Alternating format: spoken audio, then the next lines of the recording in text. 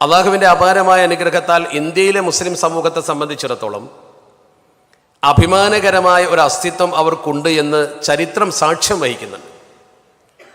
ആരൊക്കെ നിഷേധിച്ചാലും ആരൊക്കെ അംഗീകരിച്ചാലും ഇല്ലെങ്കിലും ആ ചരിത്ര യാഥാർത്ഥ്യത്തെ ഒരിക്കലും നമുക്ക് മാറ്റിവെക്കാൻ കഴിയില്ല. പലരും ഇസ്ലാം ഇന്ത്യയിൽ കടന്നു വന്ന മതമായതുകൊണ്ട്, ആർഷഭാരത സംസ്കാരം എന്നത് ഇന്ത്യയുടെ സംസ്കാരമായതുകൊണ്ട് കടന്നു വന്നവർ അതിഥികളും ഞങ്ങൾ ഈ നാട്ടുകാരും എന്ന രീതിയിൽ ഇന്ത്യയുടെ സംസ്കാരം ആർഷഭാരത സംസ്കാരം മാത്രമാണ്, അത് ഞങ്ങൾക്ക് മാത്രം അവകാശപ്പെട്ടതാണ് എന്ന് പ്രചരിപ്പിക്കുന്ന ഒരു സാഹചര്യം നമ്മുടെ മുമ്പിലുണ്ട്. ചരിത്രം വ്യക്തമായി പരിശോധിച്ചാൽ ഏതൊരാൾക്കും ബോധ്യപ്പെടാവുന്ന ഒരു കാര്യമാണ്, മധ്യേഷ്യയിൽ നിന്ന് വന്ന ആര്യന്മാരാണ് ആർഷഭാരത സംസ്കാരം ഇവിടെ സൃഷ്ടിച്ചത്. അവർ കടന്നു വന്നവരാണ്. നേരത്തെ ഇവിടെ ഉണ്ടായിരുന്ന അടിസ്ഥാന വർഗം എന്ന് പറയുന്ന ദ്രാവിഡ വിഭാഗം മാത്രമാണ് ഈ രാജ്യത്തിൻ്റെ സംസ്കൃതിയുമായി നേരത്തെ ബന്ധപ്പെട്ട് പ്രവർത്തിക്കുന്നവർ എന്ന് ഇന്ത്യയുടെ ചരിത്രം വ്യക്തമായി പറയുന്നു. ബാക്കിയുള്ളവരൊക്കെ കടന്നു വന്നവരാണ്. പക്ഷെ കടന്നു വന്നവർ ലോകത്ത് പലതരത്തിലുള്ള സാംസ്കാരിക പ്രബുദ്ധത കാണിക്കുകയും സമൂഹത്തിന് ദിശാബോധം നൽകുകയും ചെയ്തതായി ചരിത്രം നമ്മുടെ മുമ്പിൽ തുറന്നു വെക്കുന്ന വസ്തുതകളിലൂടെ നമുക്ക് പഠിക്കുവാൻ കഴിയും. ഉദാഹരണമായി, യൂറോപ്പിൽ നിന്നും കുടിയേറിയ വെള്ളക്കാരാണ് അമേരിക്കൻ സാമ്രാജ്യം കെട്ടിപ്പടുത്തത്, അമേരിക്ക കെട്ടിപ്പടുത്തത് എന്ന് ചരിത്രം പഠിക്കുമ്പോൾ നമുക്ക് ബോധ്യപ്പെടും. എന്നതുപോലെ തന്നെ പലസ്തീനിലെ നസ്രത്തിൽ ഉണ്ടായ ക്രൈസ്തവ സമൂഹം, അവർ ലോകത്തിൻ്റെ നാനാഭാഗത്തും റോം വഴിയെത്തി യൂറോപ്പിൽ അവർ ആധിപത്യം സ്ഥാപിച്ചു. അവർ യൂറോപ്പിൽ കടന്നു ചെന്നവരാണ്. ഇങ്ങനെ പല സ്ഥലങ്ങളിലും കടന്നു ചെന്ന സംസ്കാരങ്ങൾ ആ പ്രദേശത്ത് സ്വാധീനം ചെലുത്തുകയും അവർ ആ നാടിൻ്റെ സംസ്കൃതിയിൽ വലിയ പങ്കുവഹിക്കുകയും ചെയ്തത് നമുക്ക് കാണുവാൻ കഴിയും. അതുകൊണ്ട് തന്നെ ഇന്ന് ഇന്ത്യയിൽ അവകാശപ്പെടുന്ന ആര്യ സംസ്കാരവും അതുപോലെ തന്നെ ഇസ്ലാം മതവും അതുപോലെ തന്നെ ബുദ്ധമതം, ജൈനമതം എന്നിവയുടെ പിറന്ന മതങ്ങളാണെങ്കിൽ, ഇസ്ലാം മതത്തെ പോലെ ക്രിസ്തു മതത്തെ പോലെ ആര്യ സംസ്കാരവും ഇന്ത്യയിൽ കടന്നു വന്നതാണ്. കടന്നു വന്ന മതങ്ങളെയും ഇവിടെ പെറ്റുവളർന്ന മതങ്ങളെയും ഒരുപോലെ കണ്ട ഒരു സാംസ്കാരിക പ്രബുദ്ധതയാണ് നമ്മുടെ രാജ്യത്തുള്ളത്. ഇസ്ലാം ലോകത്ത് കടന്നു വന്ന ഓരോ പ്രദേശത്തും നമ്മൾ പരിശോധിച്ചാൽ അവിടെയൊന്നും അധിനിവേശ സ്വഭാവം കാണിച്ച് അടിച്ചമർത്തൽ സ്വഭാവത്തിലേക്ക് ഇസ്ലാമിക പ്രബോധകർ കാലെടുത്ത് വെച്ചിട്ടില്ല എന്നത് ഖണ്ഡിതമായി പറയാൻ കഴിയും. കുടിയേറ്റങ്ങൾ ലോകത്ത് പല തരത്തിലുണ്ടായിട്ടുണ്ട്. കുടിയേറ്റങ്ങൾക്ക് പല കാരണങ്ങളുണ്ട്. ഒന്ന്, അഭയം തേടി കുടിയേറാം, കച്ചവടത്തിന് വേണ്ടി വന്ന് കുടിയേറാം, ആക്രമണോത്സുകത പ്രകടിപ്പിച്ചുകൊണ്ട് പിടിച്ചടക്കൽ മനോഭാവത്തോടെ കുടിയേറാം. ഇസ്ലാം ലോകത്ത് കൃത്യമായി പറഞ്ഞാൽ കച്ചവട ആവശ്യങ്ങൾക്ക് വേണ്ടി സഞ്ചരിച്ചിട്ടുണ്ട്. പഠനാവശ്യങ്ങൾക്ക് വേണ്ടി പലരും പല രാജ്യങ്ങളിലും പോയി അവിടുത്തെ ചരിത്രങ്ങൾ കൃത്യമായി രേഖപ്പെടുത്തി വെച്ചിട്ടുണ്ട്. ഇതൊക്കെ വളരെ കൃത്യമായി ചരിത്രത്തിൽ നമുക്ക് കാണാൻ കഴിയുന്നു എന്നത് ചരിത്ര രേഖകൾ പരിശോധിക്കുമ്പോൾ നമുക്ക് ബോധ്യപ്പെടാവുന്ന വസ്തുതയുള്ളൂ. ഇന്ത്യയുടെ ചരിത്രത്തിൽ ഇസ്ലാം ചെലുത്തിയ സ്വാധീനം വിവിധ ഗ്രന്ഥങ്ങൾ പരിശോധിച്ചാൽ വളരെ വ്യക്തവും യുക്തവുമായി നമുക്ക് പഠിക്കാൻ കഴിയും. ഇന്ത്യയിൽ ഇസ്ലാം കടന്നു വരുമ്പോഴുള്ള അവസ്ഥ, ജാതീയമായി ജനങ്ങൾ വേർതിരിക്കപ്പെട്ടിരുന്നു. 100% ഒരു വിഭാഗം അവഗണിക്കപ്പെട്ടിരുന്നു എന്ന് മാത്രമല്ല, ഒരു പുരോഗതിയില്ലാത്ത പ്രദേശമായി ഇന്ത്യ അനുഭവപ്പെട്ടു എന്ന് എഴുതി വെച്ച ചരിത്രകാരന്മാരുണ്ട്. സതി സമ്പ്രദായം നമ്മുടെ രാജ്യത്തെ ഒട്ടുമിക്ക ഗ്രാമങ്ങളെയും ദുഃഖത്തിലാഴ്ത്തിയ ഒരു സംവിധാനമായി നിലനിന്നിരുന്നു. ഭർത്താവ് മരിച്ചാൽ ഭർത്താവിൻ്റെ ചിതയിൽ ഭാര്യ ചാടി മരിക്കണം. അവൾ യുവതിയാണെങ്കിൽ പോലും രണ്ടാമതൊരു വിവാഹം, വിധവാ വിവാഹമൊന്നില്ല. അവൾക്ക് പിന്നെ ജീവിക്കാൻ അർഹതയില്ല. മറ്റൊരു വിവാഹം കഴിച്ചില്ലെങ്കിൽ പോലും ജീവൻ അർഹതയില്ലാത്ത വിധം ഭർത്താവിൻ്റെ ചിതയിൽ ചാടി സ്ത്രീകൾ മരിക്കേണ്ടത് ഒരു ആചാരമായി, അനുഷ്ഠാനമായി നമ്മുടെ രാജ്യത്ത് നിലനിന്നിരുന്നു എന്നത് ഒരാൾക്കും നിഷേധിക്കാൻ കഴിയില്ല. ഉയർന്ന ജാതിക്കാരെ നിലനിന്നിരുന്ന ഈ സംസ്കാരം താഴ്ന്ന ജാതിക്കാരിലേക്ക് വരെ അടിച്ചമർത്തി. അതുപോലെ തന്നെ അവരുടെ ഭക്ഷണക്രമങ്ങളെ പരിശോധിച്ച് നോക്കൂ. മൃഗങ്ങളെ അടിച്ചു കൊന്നു തിന്നുക എന്ന ഒരു രീതി ഇന്ത്യയിലുണ്ടായിരുന്നു എന്ന് സഞ്ചാരികൾ എഴുതി വെച്ചിട്ടുണ്ട്. അറുത്ത് ഭക്ഷിക്കുന്നതിന് പകരം അടിച്ചു കൊന്നു തിന്നുക. ഇന്നും ആ തരത്തിൽ നമ്മുടെ രാജ്യത്തിൻ്റെ പല ഭാഗത്തും പ്രവർത്തനങ്ങൾ നടക്കുന്നുണ്ട്. വേദം ഒരു വിഭാഗത്തിൻ്റെ കുത്തകയായിരുന്നു. വിദ്യാഭ്യാസം മതിൽ കെട്ട് വേർതിരിച്ചിരുന്നു. വിദ്യാഭ്യാസപരമായി ഒരു സമൂഹത്തിന് ഉയരാൻ മറ്റൊരു സമൂഹത്തിന് പഠിക്കാനേ പാടില്ല. വേദം പഠിക്കാൻ പാടില്ല. സ്വദേശാഭിമാനി രാമകൃഷ്ണ പിള്ളയെ തിരുവനന്തപുരത്ത് നിന്ന് കണ്ണൂരിലേക്ക് നാട് കടത്താനുള്ള കാരണം എന്താണ്? അദ്ദേഹം സ്വദേശാഭിമാനി പത്രത്തിൽ ഒരു എഡിറ്റോറിയൽ എഴുതിയതാണ്. ആ എഡിറ്റോറിയലിൻ്റെ പശ്ചാത്തലം എന്താണ്? അന്നത്തെ തിരുവിതാംകൂർ രാജാവ് അവർണജാതിയിൽപ്പെട്ട കുട്ടികൾക്ക് സവർണജാതിക്കാരുടെ സ്കൂളിൽ പ്രവേശനം നൽകി. ആ പ്രവേശനം നൽകിയതിനെതിരെ ഇദ്ദേഹം ഗവൺമെന്റിനെ വിമർശിച്ചുകൊണ്ട്, രാജഭരണകൂടത്തെ വിമർശിച്ചുകൊണ്ട് കൃത്യമായി എഡിറ്റോറിയൽ എഴുതി. ആ എഡിറ്റോറിയലിൽ അദ്ദേഹം പറഞ്ഞു, പതിറ്റാണ്ടുകളായി ബുദ്ധി കൃഷി ചെയ്യുന്ന ആളുകൾ, പതിറ്റാണ്ടുകളായി നിലം കൃഷി ചെയ്യുന്ന ആളുകൾ, ഈ രണ്ടു വിഭാഗത്തെയും ആചാരാനുഷ്ഠാനങ്ങളുടെ മാനദണ്ഡങ്ങൾ ഒന്നും നോക്കാതെ ഒന്നിച്ചിരുത്തി പഠിപ്പിക്കുക എന്നത് കുതിരയെയും പോത്തിനെയും ഒരു നുകത്തിൽ കിട്ടുന്നത് പോലെയാണ്. ആ നിയമം കൊണ്ടുവന്ന ആൾ ആരാണെങ്കിലും അവരെ കവഞ്ചി കടിക്കണം. കവഞ്ചി എന്ന് പറഞ്ഞാൽ കുതിര ചമ്മട്ടി, കുതിരയെ അടിക്കുന്ന ചാട്ടവാർ. ഈ പ്രയോഗത്തിൽ ഗവൺമെന്റ് പ്രകോപിതമായിക്കൊണ്ടാണ് അദ്ദേഹത്തെ നാടുകടത്തിയത്. എന്തായിരുന്നു ഗവൺമെന്റ് ഉത്തരവ്? പിന്നാക്ക ജാതിയിൽപ്പെട്ടവർക്ക് മുന്നോക്ക ജാതിക്കാരുടെ സ്കൂളിൽ പ്രവേശനമുണ്ട് എന്ന്. അന്നത്തെ സാമൂഹ്യ സാഹചര്യം ഈ ഒരൊറ്റ എഡിറ്റോറിയലിൽ നിന്ന് നമുക്ക് കൃത്യമായി വായിച്ചെടുക്കാൻ കഴിയുന്നില്ലേ? അതായിരുന്നു നമ്മുടെ നാടിൻ്റെ സാമൂഹ്യ സാഹചര്യം. ഇന്നത്തെ സാംസ്കാരിക കേരളത്തിൻ്റെ പഴയകാല അവസ്ഥയിലേക്കാണ് അത് വിരൽ ചൂണ്ടുന്നത്. ഭക്ഷണത്തിൽ ഇന്ത്യയിൽ വന്ന മുസ്ലിമീങ്ങൾ വരുത്തിയ പരിവർത്തനം നമുക്കറിയാം. ബിരിയാണി പോലും സംഭാവന ചെയ്തത് മുസ്ലിമീങ്ങളാണ്. ഇനിയിപ്പോൾ അല്പം കഴിഞ്ഞാൽ നിങ്ങൾ കഴിക്കുമെന്ന് പ്രതീക്ഷിക്കാവുന്ന ബിരിയാണി പോലും സംഭാവന ചെയ്തത് മുസ്ലിങ്ങളാണ്. മുസ്ലിം ഭരണാധികാരികളാണ് കൊണ്ടുവന്നത്. ഞാൻ നിങ്ങളിൽ പ്രതീക്ഷ ജനിപ്പിക്കുകയല്ല, അത് യാഥാർത്ഥ്യമാണ്. കാരണം സംഘാടകരിൽ ഒരാളെന്ന രീതിയിൽ എനിക്കതിനെക്കുറിച്ച് കൃത്യമായ ബോധ്യമുണ്ട്. ഇനി ബിരിയാണി അല്ലെങ്കിൽ അതിന് തുല്യം ഇൻഷാ അല്ലാഹ്. ഞാൻ പറഞ്ഞു വന്നത് ഭക്ഷണക്രമത്തിൽ വരെ ചെലുത്തിയ സ്വാധീനത്തിൻ്റെ ഗൗരവമാണ് ഞാൻ പറയുന്നത്. നല്ല ഫലവൃക്ഷത്തോട്ടങ്ങൾ ഉണ്ടാക്കി പൈനാപ്പിൾ പോലുള്ള സാധനങ്ങൾ ഇന്ത്യയിൽ കൊണ്ടുവന്ന് പരിചയപ്പെടുത്തിയത് അറബികളാണ് എന്ന് ചരിത്രം പരിശോധിച്ചാൽ ബോധ്യപ്പെടും. രാജ്യത്തിൻ്റെ സാംസ്കാരികതയ്ക്ക് ഇത്ര വലിയ സംഭാവന അർപ്പിച്ചൊരു സമൂഹം ഇന്ത്യയിൽ ജീവിച്ചിരുന്നു എന്നത് യാഥാർത്ഥ്യമാണ്. നിങ്ങൾക്കതിൻ്റെ അടിത്തറ അറിയണമെങ്കിൽ അൽ മുസ്ലിമൂന ഫിൽ ഹിന്ദ് എന്ന അബുൽ ഹസൻ അലി നദ്വി സാഹിബിൻ്റെ ഗ്രന്ഥം വായിച്ചാൽ കൃത്യമായി കിട്ടും. അൽ മുസ്ലിമൂന ഫിൽ ഹിന്ദ്, ഇന്ത്യയിലെ മുസ്ലിം സമൂഹത്തിൻ്റെ സംഭാവനയെക്കുറിച്ച് ആധികാരികമായി പണ്ഡിതൻ കൃത്യമായി വരച്ചു വെച്ചത് നിങ്ങൾക്ക് പഠിക്കുവാൻ കഴിയും. എന്നാൽ ആക്രമണോത്സുകത പ്രകടിപ്പിച്ച രാജാക്കന്മാരുണ്ടായിട്ടുണ്ട്. ആ ആക്രമണോത്സുകത ഇസ്ലാമിൻ്റെ പേരിൽ വെച്ച് കെട്ടാൻ ഒരിക്കലും ഒരാൾ മുന്നോട്ട് വരരുത്. എന്തുകൊണ്ടെന്നാൽ ഇന്ത്യയിൽ ആക്രമണോത്സുകത പ്രകടിപ്പിച്ച ഏതെങ്കിലും രാജാക്കന്മാരുണ്ടെങ്കിൽ ആ രാജാക്കന്മാരുടെ ആക്രമണത്തിൻ്റെ രാഷ്ട്രീയ പശ്ചാത്തലമാണ് ആദ്യം മനസ്സിലാക്കേണ്ടത്. രാജ്യം ഭരിക്കുന്നവർ രാജ്യത്തിൻ്റെ അതിർത്തികൾ വികസിപ്പിക്കാൻ സ്വാഭാവികമായും പഴുതു തേടും. ആ സന്ദർഭത്തിൽ അവർക്ക് ചവിട്ടിപ്പടികൾ വെച്ചു കൊടുത്താൽ, പരവതാനി വിരിച്ചു കൊടുത്താൽ അവർ സ്വാഭാവികമായും അത് ചെയ്യും. അത് മതത്തിൻ്റെ പേരിലല്ല. നിങ്ങൾ കൃത്യമായി പരിശോധിച്ച് നോക്കൂ. 1206 മുതൽ 1857 വരെ 651 വർഷം കൃത്യമായി വ്യവസ്ഥാപിത ഭരണം ഇന്ത്യയിൽ മുസ്ലിങ്ങൾ നടത്തി. ഇസ്ലാമിക ഭരണം എന്ന് ഞാൻ അവകാശപ്പെടുന്നില്ല. 6.5 നൂറ്റാണ്ട് കാലത്തെ നീണ്ട ഭരണം. അത് വ്യവസ്ഥാപിതമായ ഭരണം അല്ലാതെ ഒറ്റപ്പെട്ട രാജഭരണമടക്കം 800 വർഷത്തിലധികം ഇന്ത്യയിൽ മുസ്ലിങ്ങൾ ഭരണം നടത്തിയിട്ടുണ്ട്. അതിൽ മുഹമ്മദ് ഗോറി ഇന്ത്യ ആക്രമിച്ചുകൊണ്ടാണ് ഇത് തുടങ്ങിയത് എന്ന് ചരിത്രകാരന്മാർ എഴുതി വെക്കും. അവിടെ നമ്മൾ പരിശോധിക്കേണ്ട യാഥാർത്ഥ്യമുണ്ട്. മുഹമ്മദ് ഗോറി ഇന്ത്യ ആക്രമിച്ചത് എങ്ങനെയാണ്? അതാണ് ഞാൻ നേരത്തെ സൂചിപ്പിച്ച രാഷ്ട്രീയ പശ്ചാത്തലം. അജ്മീരിലെ രാജാവായിരുന്നു പൃഥ്വിരാജൻ.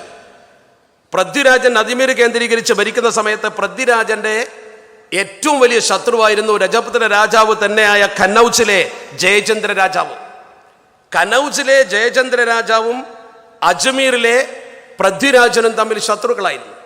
അതുകൊണ്ട് തന്നെ ജയചന്ദ്രന്റെ ക്ഷണവും പൂർണ്ണ സമ്മതവും പിന്തുണയും കൊണ്ടാണ് അജ്മീറിൽ ആക്രമണം നടത്തുവാൻ, ഇന്ത്യയിലേക്ക് കടന്നു വരുവാൻ അന്ന് ഗോറിക്ക് അവസരമൊരുക്കി കൊടുത്തത്. ചരിത്ര പുസ്തകം കൃത്യമായി പറയുന്നു. ഗോറിയെ കൊണ്ടുവന്നതാണ്. ഗോറിയെ ക്ഷണിച്ചു കൊണ്ടുവന്ന് ഇന്ത്യയിൽ ആക്രമിക്കാൻ പശ്ചാത്തലമുണ്ടാക്കി കൊടുത്തു. രാജഭരണത്തിന്റെ ചരിത്രം പഠിക്കുമ്പോൾ അവിടെ രാഷ്ട്രീയമുണ്ട്, അവിടെ മതമില്ല. മുസ്ലിം രാജാക്കന്മാരും അമുസ്ലിം രാജാക്കന്മാരും തമ്മിൽ സംഘടന നടത്തുമ്പോൾ മുസ്ലിം രാജാക്കന്മാരുടെ കൂടെ നിന്ന അമുസ്ലിം രാജാക്കന്മാരുടെ ചരിത്രം നമുക്ക് കാണുവാൻ കഴിയും. അമുസ്ലിം രാജാക്കന്മാരുടെ കൂടെ നിന്ന മുസ്ലിം രാജാക്കന്മാരുടെ ചരിത്രവും നമുക്ക് കാണാൻ കഴിയും. മതത്തിന്റെ പേരിലായിരുന്നില്ല ആക്രമണം. കേവലം രാഷ്ട്രം വർദ്ധിപ്പിക്കുന്നതിന്, വെട്ടിപ്പിടിക്കുന്നതിന് വേണ്ടിയുള്ള രാഷ്ട്രീയ സമരമായിരുന്നു നമുക്ക് കാണുവാൻ കഴിയും. ഹിന്ദു മുസ്ലിം ഭേദമുണ്ടായിരുന്നില്ല. 1526 ബാബർ ചക്രവർത്തി ഇന്ത്യയിൽ വന്നു. ബാബർ ചക്രവർത്തി വിവാദ പുരുഷനായി അറിയപ്പെടുന്നുവെങ്കിൽ ബാബറെ കുറിച്ച് പഠിക്കണം. ആരാ ബാബർ ഇന്ത്യയിലേക്ക് കൊണ്ടുവന്നത്? ബാബർ ഇന്ത്യയിലേക്ക് വന്നത് ഒരു അമുസ്ലിം രാജാവിനോട് യുദ്ധം ചെയ്യാനല്ല, ഇബ്രാഹിം ലോധിയോട് യുദ്ധം ചെയ്യാനാണ് ബാബർ വന്നത്. ബാബറെ ഇന്ത്യയിലേക്ക് ഇബ്രാഹിം ലോധിയോട് യുദ്ധം ചെയ്യാൻ വേണ്ടി ക്ഷണിച്ചു കൊണ്ടുവന്നത് റാണ ജയ്സിംഗ് എന്ന രജപുത്ര രാജാവാണ്.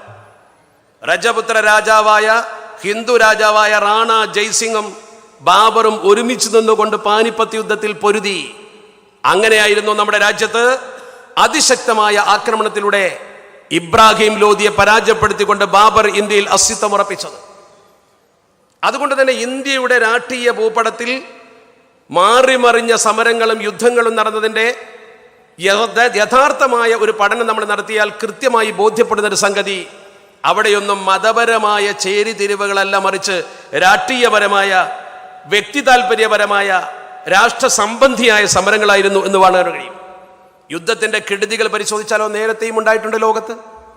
അതിൽ മുസ്ലിം അമുസ്ലിം ഭേദമൊന്നുമില്ല. മുസ്ലിങ്ങൾ ലോകത്ത് വലിയ കൂട്ടക്കൊല നടത്തുന്നവരാണെന്ന് തെറ്റിദ്ധരിക്കണ്ട. ഇന്ത്യയിൽ ഏറ്റവും കടുത്ത ആൾനാശം സംഭവിച്ച ഏറ്റവും വലിയ യുദ്ധമായിരുന്നു കലിംഗ യുദ്ധം. ആരാ കലിംഗ യുദ്ധം നയിച്ചത്? മുസ്ലിങ്ങളാണോ? കലിംഗ യുദ്ധത്തിൽ മുസ്ലിം സമൂഹത്തിന് വല്ല പങ്കുമുണ്ടോ? ഇന്ത്യയുടെ യഥാർത്ഥ ചരിത്രം പഠിച്ചു നോക്കൂ നിങ്ങൾ. BC 261 കലിംഗ യുദ്ധം നടന്നു. ഏതാണ് കലിംഗ? കലിംഗ സാമ്രാജ്യം എന്ന് പറയുന്നത് ഇന്നത്തെ ഒറീസയാണ്. ഒറീസയെ ചുറ്റിപ്പറ്റിയുള്ള വിശാലമായ വിസ്തൃതമായ ഭൂപ്രദേശം. ആ ഭൂപ്രദേശത്തായിരുന്നു നമ്മുടെ രാജ്യത്ത് അതിശക്തമായ സമരം നടന്നത്.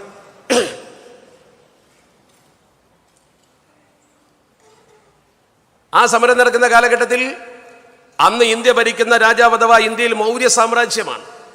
മൗര്യ സാമ്രാജ്യത്തിന്റെ തലപ്പത്തുണ്ടായിരുന്ന അശോക ചക്രവർത്തി.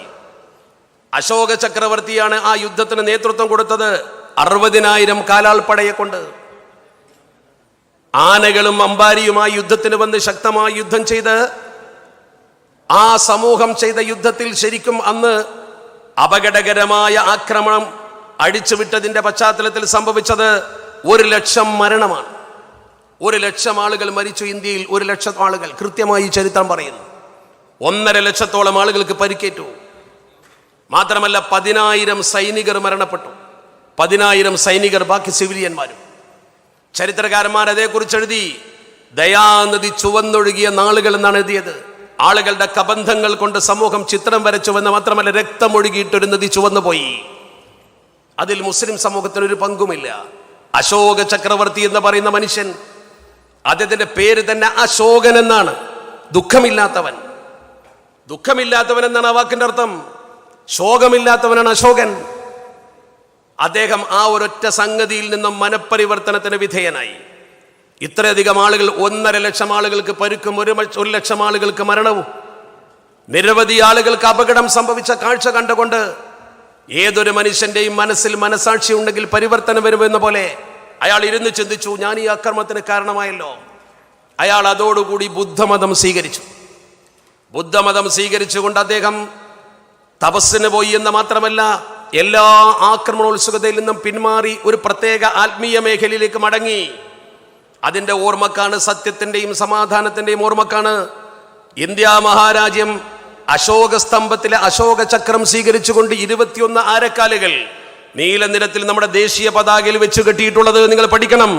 1947 ജൂലൈ മാസം 21-ാം തീയതി ഇന്ത്യയുടെ ദേശീയ പതാകയിൽ ഈ ചക്രം ഉല്ലേഖനം ചെയ്യാൻ തീരുമാനിച്ച ഘട്ടത്തിൽ പൊതുസമാധാനത്തിന്റെ പ്രതീകമായിട്ടാണ് ആ ചിഹ്നത്തെ ഇന്ത്യ സ്വീകരിച്ചത്. ആ പതാക ഉയർത്തിക്കൊണ്ട് നമ്മുടെ രാജ്യത്ത് ഇപ്പോൾ ചെയ്യുന്ന പേക്കൂത്തുകളെ കുറിച്ച് നോക്കൂ നിങ്ങൾ.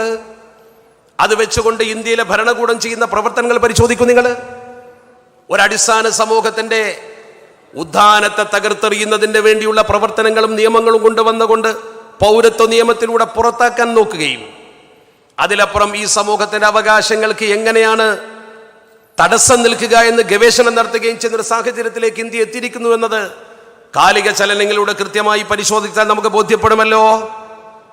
അദ്ദേഹം ബുദ്ധമതം സ്വീകരിക്കാൻ തന്നെ കാരണം ഈ അക്രമത്തെ ഒരിക്കലും അംഗീകരിച്ചുകൂടാ എന്ന് സ്വമനസ്സ് പറഞ്ഞതുകൊണ്ടാണ്. ആ ചിഹ്നം സ്വീകരിച്ചുകൊണ്ട് അക്രമത്തിലേക്ക് സമൂഹം പോകുന്നു എന്നത് ഒരു യാഥാർത്ഥ്യമാണ്. അന്നത്തെ മുസ്ലിം രാജാക്കന്മാരെയും അമുസ്ലിം രാജാക്കന്മാരെയും പരിശോധിച്ചാൽ മുസ്ലിം രാജാക്കന്മാരും ആക്രമണോത്സുകത പ്രകടിപ്പിച്ചിട്ടുണ്ടാകും. അശോകനെ പോലുള്ള രാജാക്കന്മാരും ആക്രമണോത്സുകത അതിന്റെ മുൻകാലത്ത് പ്രകടിപ്പിച്ചിട്ടുണ്ട്. അതൊന്നും ഏതെങ്കിലും ഒരു സമുദായത്തെ നശിപ്പിക്കുവാനോ അല്ലെങ്കിൽ ഒരു സമൂഹത്തെ നശിപ്പിക്കുവാനോ അല്ല, രാജ്യത്തിന്റെ അതിർത്തികൾ വികസിപ്പിക്കുക എന്ന രാഷ്ട്രീയ ലക്ഷ്യം വെച്ചുകൊണ്ട് മാത്രമായിരുന്നു. അത് ഇന്ത്യയിൽ ഏത് രാജാക്കന്മാരുടെ ചരിത്രത്തിലും കാണാൻ കഴിയും. ശിവജിയുടെ സൈന്യത്തിൽ മുസ്ലിങ്ങൾ ഉണ്ടായിരുന്നു, ചരിത്രമാണ്. ശിവജി തന്റെ സൈന്യത്തെ അണിനിരത്തുമ്പോൾ അതിൽ ധാരാളം മുസ്ലിങ്ങൾ ഉണ്ടായിരുന്നു. ഔറംഗസീബിന്റെ സൈന്യത്തിൽ അമുസ്ലിങ്ങൾ ഉണ്ടായിരുന്നു. അമുസ്ലിം പട്ടാള മേജർമാരുണ്ടായിരുന്നു ഔറംഗസീബിന്. ഔറംഗസീബിനെ കുറിച്ച് അലക്സാണ്ടർ ഹാമിൽട്ടൺ ഇന്ത്യയിൽ വന്ന് പഠിച്ചിട്ട് എഴുതിയിട്ടുണ്ട്. ഹാമിൽട്ടൺ ഇന്ത്യയിൽ വരുമ്പോൾ, ഹാമിൽട്ടൺ വരുമ്പോൾ ഔറംഗസീബ് ഭരിക്കുന്നുണ്ട്. ഔറംഗസീബ് ചക്രവർത്തിയെ കുറിച്ച് മഹാനായ ചക്രവർത്തി എന്ന് അദ്ദേഹം എഴുതിയിട്ടുണ്ട്. ഔറംഗസീബ് തൻ്റെ സൈന്യത്തിലും അതുപോലെ ഉദ്യോഗ മേഖലയിലും ഹൈന്ദവരെയും അതുപോലെ തന്നെ ഷിയാക്കളെയും നിയമിച്ചപ്പോൾ അദ്ദേഹത്തിന് അനുയായികളായ പല പ്രമുഖരും വന്നുകൊണ്ട് പരാതിപ്പെട്ടു കൊട്ടാരത്തിൽ ചെന്നിട്ട്. ഔറംഗസീബ് തിരിച്ചു പറഞ്ഞ മറുപടി, ഭൗതികമായ ഭരണക്രമത്തിലെ ഉദ്യോഗ മേഖലയിൽ എന്ത് ജാതി? അവിടെ ജാതി നോക്കേണ്ട കാര്യമില്ലല്ലോ, അവിടെ നമുക്ക് ആരെയും നിയമിക്കാം, അവിടെ നമ്മൾ ജാതി നോക്കേണ്ട കാര്യമില്ലെന്ന് അദ്ദേഹം പറഞ്ഞു. ഏതെങ്കിലും സാമന്ത രാജാവ് മരണപ്പെട്ടാൽ, സാമന്ത രാജാവ് എന്ന് പറഞ്ഞാൽ ഇവരുമായി സഖ്യം ചെയ്ത ഉപരാജാക്കന്മാരുടെ, ചക്രവർത്തിക്ക് കീഴിലുള്ള രാജാക്കന്മാർ, അവരാണ് സാമന്തന്മാർ. ഇനി ഏതർത്ഥത്തിൽ അതിനെ വ്യാഖ്യാനിച്ചാലും ശരി, പ്രധാനമന്ത്രി കീഴിൽ സംസ്ഥാനങ്ങളെ പോലെ. പക്ഷെ ഇന്നത്തെ ഫെഡറൽ സിസ്റ്റം അങ്ങനെയല്ല. അന്നത്തെ ഭരണക്രമം അനുസരിച്ച് ഒരു ചക്രവർത്തി, ആ ചക്രവർത്തി കീഴിൽ ഓരോ പ്രദേശങ്ങൾ ഭരിക്കാൻ ഓരോരുത്തരെ ചുമതലപ്പെടുത്തിയിട്ടുണ്ടാവും. അങ്ങനെ ചുമതലപ്പെടുത്തപ്പെട്ട ഏതെങ്കിലും സാമന്ത രാജാവ് മരണപ്പെട്ടു പോയാൽ അയാളുടെ മകന് പ്രായപൂർത്തിയായിട്ടില്ലെങ്കിൽ ആ കുട്ടിയെ നേരെ ചക്രവർത്തിയുടെ കൊട്ടാരത്തിലേക്ക് കൊണ്ടുവരും. എന്നിട്ട് ചക്രവർത്തിയുടെ കൊട്ടാരത്തിൽ ആ കുട്ടിക്ക് ഭരണത്തിന് ഒരു പരിശീലനം കൊടുക്കും, ട്രെയിനിങ്. ആ ട്രെയിനിങ് കൊടുത്തതിൻ്റെ ശേഷം ആ കുട്ടി രാജ്യം ഭരിക്കാൻ പ്രായമാകുമ്പോൾ ആ പ്രദേശത്തേക്ക് അയക്കും. അതുവരെ ചക്രവർത്തി നേരിട്ട് ഭരിക്കും, മുഖ്യമന്ത്രി ഇല്ലാത്തപ്പോൾ ഗവർണർ ഭരിക്കുന്നത് പോലെ. അത് ഇന്ത്യയിൽ നിലനിന്നൊരു ഭരണക്രമമാണ്. ആ രീതിയിൽ സാമന്ത രാജാവ് മരിച്ചാൽ അവരുടെ കുട്ടികൾ പ്രായം തികഞ്ഞിട്ടില്ലെങ്കിൽ അവരെ യോഗ്യരാക്കി തീർക്കാൻ ചക്രവർത്തി സംവിധാനം ഉണ്ടാക്കുമായിരുന്നു. ഈ രീതിയിൽ ജോധ്പൂരിലെ ജസ്വന്ത് സിംഗ് മരിച്ചു. ജസ്വന്ത് സിംഗിന്റെ മകനെ ഔറംഗസീബിന്റെ കൊട്ടാരത്തിലേക്ക് ക്ഷണിച്ചു. പക്ഷെ അവർ തെറ്റിദ്ധരിച്ചു, ആ മകനെ കൊട്ടാരത്തിൽ കൊണ്ടുപോയാൽ മതം മാറ്റുമോ എന്ന്. അതുകൊണ്ട് തന്നെ അവർ തമ്മിൽ ചില്ലറ പ്രശ്നങ്ങളും ചെറിയ യുദ്ധങ്ങളും ഒക്കെ ഉണ്ടായി. അതൊരു നടപടിക്രമത്തിന്റെ ഭാഗമായി വിളിച്ചതായിരുന്നു എന്ന് തിരിച്ചറിഞ്ഞപ്പോൾ പ്രശ്നം തീരും. ശിവജി മരണപ്പെടുമ്പോൾ അദ്ദേഹത്തിന്റെ ചെറുമകൻ 18 വയസ്സുള്ള കുട്ടിയായിരുന്നു സാഹു. ചരിത്രം പഠിക്കും നിങ്ങൾ. ഇവിടെ വർഗീയതയുടെ പ്രതീകമായി ചിലരൊക്കെ ഉയർത്തിക്കാട്ടുന്ന ശിവസേനയുണ്ട്. അവർ ആവേശം കൊള്ളുന്ന ശിവജി എന്ന് പറയുന്ന ഇന്ത്യൻ ഭരണാധികാരി മരിക്കുന്ന സമയത്ത് മകൻ സാഹു, നിങ്ങൾ ചിന്തിക്കണം, അദ്ദേഹത്തിന്റെ ചെറുമകൻ സാഹു 8 വയസ്സ് പ്രായമാണ്. പിതാവ് മരണപ്പെട്ടു പോയി. പിതാവ് മരണപ്പെട്ട സന്ദർഭത്തിൽ ഔറംഗസീബിന്റെ കൊട്ടാരത്തിലേക്ക് ചക്രവർത്തി കൊണ്ടുവന്നു. 8 വയസ്സുള്ള കുട്ടിയെ അവിടെ വെച്ച് പഠിപ്പിച്ചു, ട്രെയിൻ ചെയ്തു. പക്ഷേ കുട്ടി ഉന്നതനായി വരുന്നതിന്റെ മുമ്പ്, തന്റെ പക്വതയെത്തുന്നതിന് മുമ്പ് തന്നെ ഔറംഗസീബ് മരണപ്പെട്ടു പോയി. മരണപ്പെട്ട ഔറംഗസീബിന്റെ ശേഷം പിൻഗാമികൾ ഇദ്ദേഹത്തെ രാജ്യം ഭരിക്കുന്നതിന് വേണ്ടി സാമന്ത ഭരണം നടത്തുന്ന പ്രദേശത്തേക്ക് അയക്കാൻ തീരുമാനിച്ചപ്പോൾ ആ ചെറുപ്പക്കാരൻ ആദ്യം പോയത് ഔറംഗസീബ് ചക്രവർത്തിയുടെ ഖബറിന്റെ സമീപത്തേക്കാണ്. ഹിന്ദു ആയിക്കൊണ്ട് തന്നെ, മുസ്ലിം ആയിക്കൊണ്ടല്ല. മുസ്ലിം ആകണമെന്ന് നിർബന്ധിച്ചില്ല. ഔറംഗസീബ് ജീവിച്ചിരിക്കുന്ന സമയത്ത് 8 വയസ്സുള്ള കുട്ടിയെ തന്റെ കയ്യിൽ കിട്ടിയാൽ മതം മാറ്റാമായിരുന്നു. എന്തുകൊണ്ട് മതം മാറ്റിയില്ല? ചരിത്രം അതിന് പറയുന്ന മറുപടി അതല്ല. അവർക്ക് രാജഭരണമായിരുന്ന പ്രശ്നം. പഴുതുപയോഗിച്ചുകൊണ്ട് ഇസ്ലാമിനെ പ്രബോധനം ചെയ്യലായിരുന്നില്ല അവരുടെ ജോലി. ചരിത്രം അത് വളരെ കൃത്യമായി വരച്ചും കുറിച്ചുമിട്ട് നമുക്ക് കാണുവാൻ കഴിയും. ദൈവബോധമുള്ള ഭരണാധികാരികൾ ഇന്ത്യ ഭരിച്ചിട്ടുണ്ട്. അത്തരം ഭരണാധികാരികളെ ചരിത്രകാരന്മാർ പിടികൂടിക്കൊണ്ട് അവരെ വർഗീയവാദികളാക്കുന്ന ചരിത്രം എഴുതിയിട്ടുണ്ട്. അതിന്റെ ഏറ്റവും വലിയ വെളിയാടാണ് ഔറംഗസീബ് ചക്രവർത്തി. ഇന്ത്യക്ക് ഒരുപാട് സംഭാവന തന്ന മഹാനാണ്. ഖിലാഫത്തുർ റാഷിദക്ക് ശേഷം ഉമർ ഇബ്നു അബ്ദുൽ അസീസ് കൂടി കഴിഞ്ഞാൽ ഇത്ര സൂക്ഷ്മതയോടെ ഭരിച്ച ഒരു ഭരണാധികാരി ഉണ്ടായിട്ടില്ല എന്ന് ഔറംഗസീബ് ചക്രവർത്തിയെ കുറിച്ച് കൃത്യമായി എഴുതപ്പെട്ട ചരിത്രത്തിൽ കാണുവാൻ കഴിയും. മാത്രമല്ല, ഷെയ്ഖ് ജീലാനി റഹ്മഹുല്ലാ അദ്ദേഹത്തെ കുറിച്ച് എഴുതിയിട്ട് അല്ലാമ ഇഖ്ബാൽ പോലും പറഞ്ഞിട്ടുണ്ട്, മൊഹീദ്ദീൻ എന്ന പേര്, ദീൻ ഹയാത്താക്കിയ വ്യക്തി എന്ന പേര് ചരിത്രത്തിൽ ഏറ്റവും അവകാശപ്പെട്ടത് ഔസുൽ അഅ്ദമനാണെങ്കിൽ ഔസുൽ അഅ്ദമിന്റെ ശേഷം അത് അവകാശപ്പെടാൻ യോഗ്യതയുള്ള വ്യക്തി ഇന്ത്യയിൽ നല്ല രീതിയിൽ ഭരണം നടത്തിയ ഔറംഗസീബ് ചക്രവർത്തിയാണ്. അദ്ദേഹം പേരന്വർത്ഥമാക്കി എന്ന് പറയുമ്പോൾ നമ്മൾ അന്തം വിട്ടു നിൽക്കും. ഔറംഗസീബ് ചക്രവർത്തിയുടെ ശരിക്കുള്ള പേര് അബുൽ മുളഫർ മൊഹിയുദ്ദീൻ മുഹമ്മദ് എന്നാണ്. ഒരുപക്ഷെ ചരിത്രത്തിൽ നമ്മൾ കേൾക്കാൻ പോലും പ്രയാസപ്പെടുന്ന പേര്. ഔറംഗസീബ് ആലംഗീർ എന്ന് കേൾക്കുന്ന വ്യക്തിയുടെ ശരിക്കുള്ള പേര് അബുൽ മുളഫർ മൊഹിയുദ്ദീൻ മുഹമ്മദ് എന്നാണ്. മൊഹിയുദ്ദീനാണ് അദ്ദേഹം. ദീനിനെ ഹയാത്താക്കിയ വ്യക്തി. അദ്ദേഹത്തിന്റെ പിതാവ് അദ്ദേഹത്തിന് നൽകിയ പേർ ഈ മഹത്തായ മൊഹിയുദ്ദീൻ എന്ന പേരാണ്.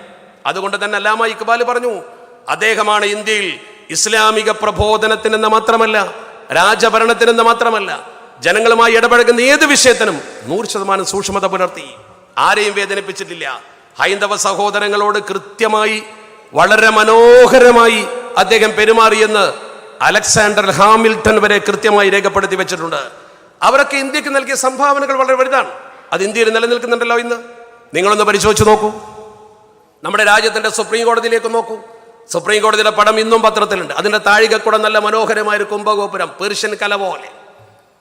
ആ ഒരു സ്വാധീനം, മുസ്ലിം ഭരണത്തിന്റെ സ്വാധീനം. ചെങ്കോട്ടയിലേക്ക് നോക്ക് നിങ്ങൾ, കുത്തബ് മിനാർ നോക്ക് നിങ്ങൾ, തകർക്കപ്പെട്ട ബാബരി മസ്ജിദ് നോക്കൂ, ഫത്തേപൂർ സിക്രി നോക്ക്. ഇന്ന് കാവിക്കൊടി ഉയർത്തിക്കൊണ്ട് വെല്ലുവിളി നടത്തുന്ന താജ്മഹൽ എന്ന് പറയുന്ന മനോഹരമായ ഇന്ത്യയുടെ സൗധം നോക്കൂ നിങ്ങൾ, വിദേശികളെ ആകർഷിക്കുന്ന. അതൊക്കെ ഇന്ത്യക്ക് സംഭാവന ചെയ്തത് മുസ്ലിം ഭരണകൂടമാണ്. ആ ഭരണകൂടം ഇന്ത്യക്ക് ചെയ്ത സേവനത്തെ ചരിത്രത്തിൽ ആർക്കെങ്കിലും നിഷേധിക്കാൻ കഴിയുമോ? അവർ ഏതെങ്കിലും ഒരു പ്രദേശം വളച്ചു കെട്ടിയിട്ട് അമുസ്ലിങ്ങൾ പുറത്തു പോകണമെന്ന് പറഞ്ഞിട്ടുണ്ടോ? ഏതെങ്കിലും ഒരു ഹൈന്ദവ സഹോദരന്റെ സ്വാതന്ത്ര്യത്തെ നിഷേധിച്ചിട്ടുണ്ടോ? അവർ രാജ്യത്തിന്റെ വികസനത്തിന് എല്ലാ വിഭാഗത്തെയും ചേർത്ത് പിടിക്കണമെന്ന മനോഹരമായ ചിന്താഗതിയല്ലേ അവർ മുറുകെ പിടിച്ചത്. അതുകൊണ്ട് തന്നെ മുസ്ലിം സമൂഹത്തിന്റെ കയ്യിൽ നിന്നും ഇന്ത്യക്ക് ഒരുപാട് കലകൾ കിട്ടി, ധാരാളം വികസന പ്രവർത്തനങ്ങൾ കിട്ടി. 5 കൊല്ലം കൊണ്ട് 50 വർഷത്തെ നേട്ടം, 5 കൊല്ലം കൊണ്ട് 50 വർഷത്തെ പുരോഗതി ഇന്ത്യക്ക് ഉണ്ടാക്കി കൊടുത്ത ഭരണാധികാരിയാണ് ഷെർഷാ സൂരി എന്ന് ചരിത്രകാരന്മാർ എഴുതി. നിരവധി റോഡുകൾ നിർമ്മിച്ചു. ബംഗാളിൽ നിന്നും അദ്ദേഹം നേരിട്ട് റോഡ് നിർമ്മിച്ച് സിന്ധ് വരെ കൊണ്ടുപോയി. 4832 കിലോമീറ്റർ റോഡ് നിർമ്മിക്കാൻ ഒരു ഭരണാധികാരി എന്തൊക്കെ പ്രയാസങ്ങൾ സഹിച്ചിട്ടുണ്ടാകും. കേരളത്തിന്റെ മുക്കുമൂലകൾ പരിശോധിക്കുന്ന നിങ്ങൾ, മലബാർ പ്രത്യേകിച്ച് ടിപ്പു സുൽത്താൻ വെട്ടിയ റോഡുകൾ, ഇന്നും നമ്മൾ സഞ്ചരിക്കുന്ന റോഡുകൾ. ഒരു നാടിന്റെ വികസനത്തിൽ ഇന്നും റോഡ് വളരെ പ്രധാനമായി നമ്മൾ മനസ്സിലാക്കുന്നുണ്ട്. അതുകൊണ്ട് നിങ്ങൾ കൃത്യമായി മനസ്സിലാക്കണം, ഇവിടെ ഇന്ത്യയുടെ രൂപീകരണത്തിൽ വലിയ പങ്ക് വഹിച്ചവരാണ് മുസ്ലിങ്ങൾ. ആ മുസ്ലിം സമൂഹത്തെ ഭിന്നിപ്പിക്കാൻ ഫാസിസ്റ്റുകൾ ശക്തമായി മുന്നേറുകയാണ്. അതോടൊപ്പം മുസ്ലിം സമൂഹത്തിന്റെ വിജയം എന്താണെന്ന് നമുക്ക് കൃത്യമായി അറിയാം, ഐക്യവും ഒരുമയുമാണ്. അതുകൊണ്ട് നമ്മൾ ഉണർന്ന് പ്രവർത്തിക്കണം. നമ്മെ ഭിന്നിപ്പിക്കാൻ ശ്രമിക്കുന്ന ശക്തികൾ ആരാണെങ്കിലും അവരെ നമ്മൾ തിരിച്ചറിയണം.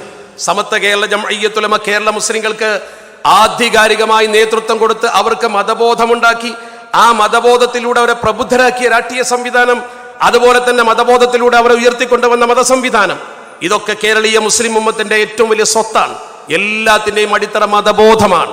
ആ മതബോധത്തിൽ ഊന്നിയ രാഷ്ട്രീയ സംവിധാനമാണെങ്കിലും സാമൂഹ്യ സംവിധാനമാണെങ്കിലും മുസ്ലിം ഉമ്മത്തിനിടയിൽ വിള്ളലുണ്ടാക്കാൻ ആര് ശ്രമിച്ചാലും ശരി, ഈ സമൂഹം ഒറ്റക്കെട്ടായി നിൽക്കുമെന്ന് സമത്വയുടെ പ്രസിഡന്റ് ഇന്ന് പ്രഖ്യാപിച്ചെങ്കിൽ ആ ഒറ്റക്കെട്ടായ ഒരുമയോടെയുള്ള മുന്നേറ്റത്തെ പാരവെക്കാൻ ആര് ശ്രമിച്ചാലും അത് അപകടകരമായ പ്രവർത്തനമായിരിക്കുമെന്ന് സാന്ദർഭികമായി സൂചിപ്പിക്കാൻ ഞാൻ ആഗ്രഹിക്കുകയാണ്. അതുകൊണ്ട് ഐക്യത്തോടെ ഒരുമയോടെ ശത്രുവിന് വടികൊടുക്കാതെ പിടിച്ചു നിൽക്കാൻ നമുക്ക് കഴിയണം.